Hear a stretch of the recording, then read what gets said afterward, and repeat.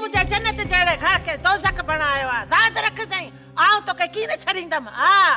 मां भी दिसाती तो तू छाती करे आ तू दिस जाए आओ छाती करे रानू अजा के आऊं ठीक तो कया ओ बियो अज आ के ठीक तो कया आओ चोईती मुझे मता हाथ मखणी आंखें चोण वारी का पर आए ना हणे मोटो अज अज आऊं आजी खलला चरिंदुस ऋण बारे नो तो बेज ताके सब